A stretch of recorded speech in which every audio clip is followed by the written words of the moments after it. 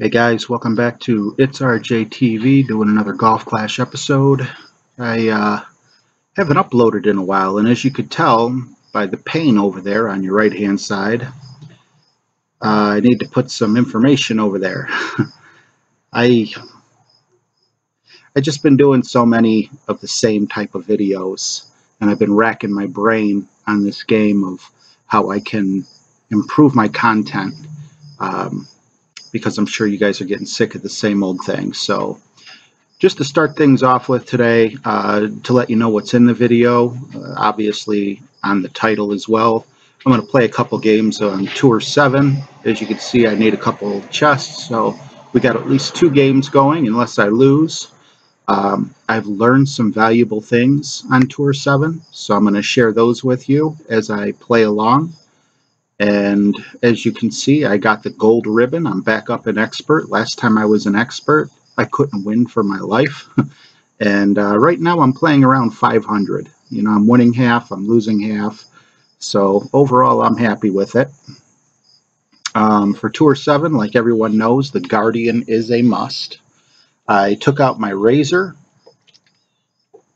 for the Nirvana because the distance is much more important than the accuracy.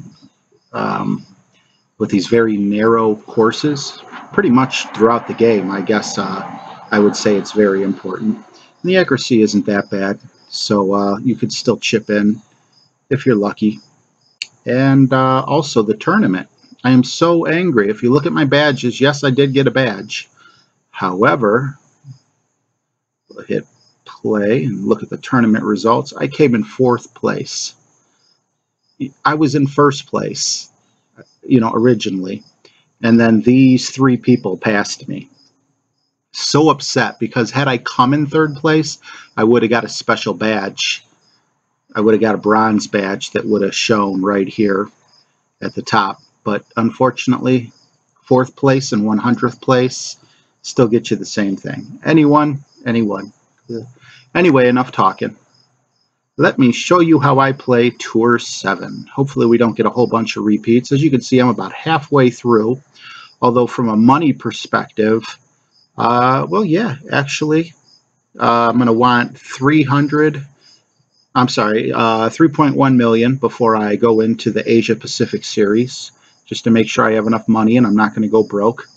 And I will end the video if I lose 2 or 3 straight games. And if I lose 2 or 3 straight games, chances are this video ain't even going to be good enough to put up.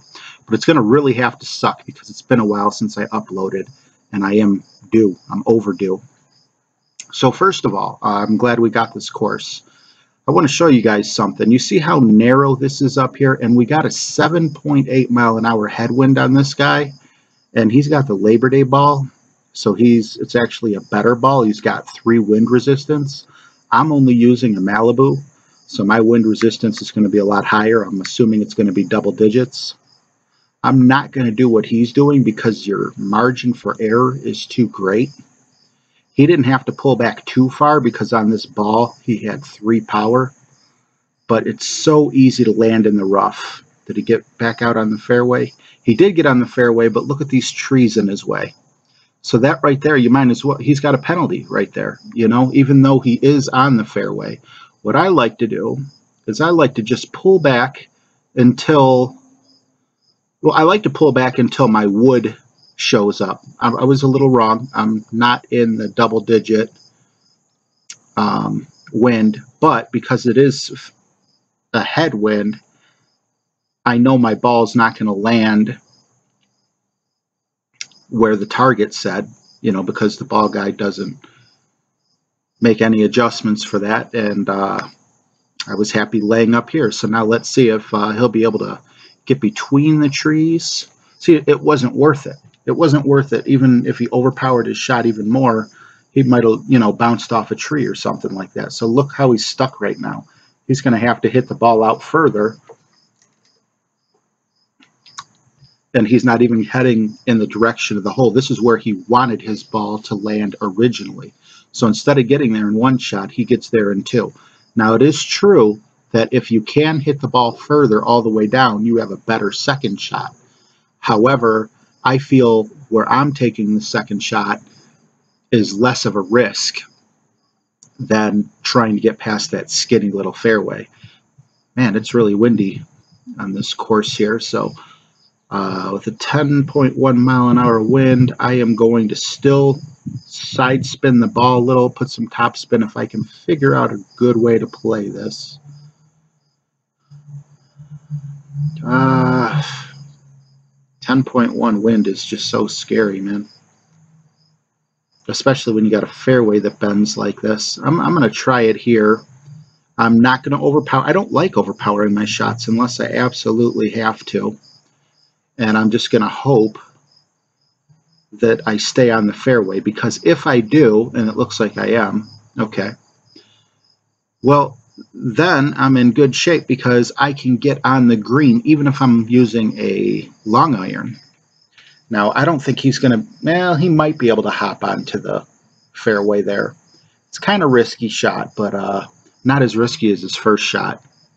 And if he does make it on the green, we're in trouble because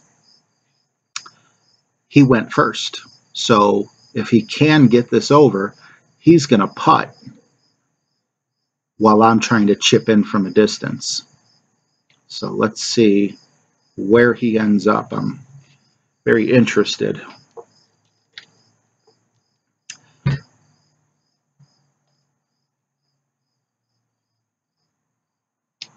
And I do apologize if the audio was loud. I forgot to turn the volume off on my game. It's been a while since I recorded. I like my volume. So sometimes, though, my iPhone's so glitchy. All right. Lost my train of thought there. Okay, so right now I'm just pushing up a little to see where I want to aim. I think there's about good. I'm going to hope that that 7-8 mile an hour wind pushes me onto the fairway so I can get in. Great ball. I'm going to miss, but I'm going to be in putting distance now.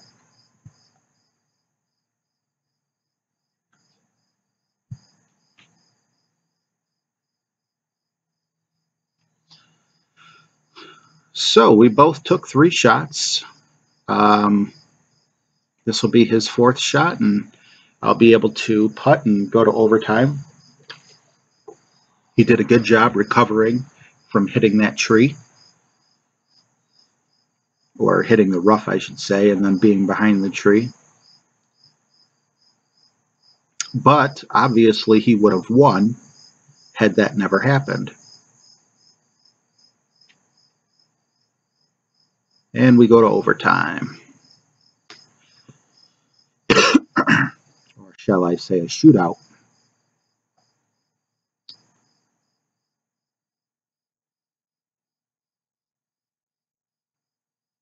All right.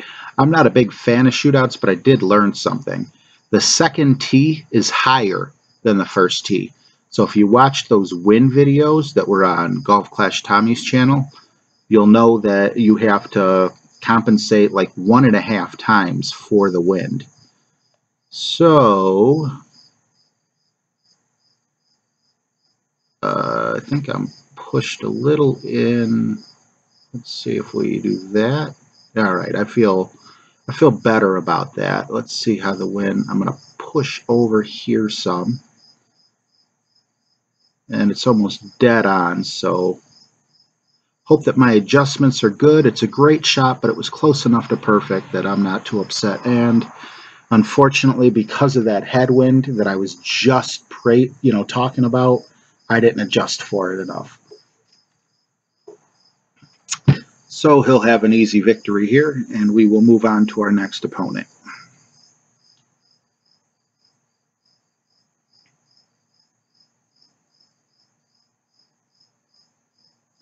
See the difference you get with that ball, with all that power?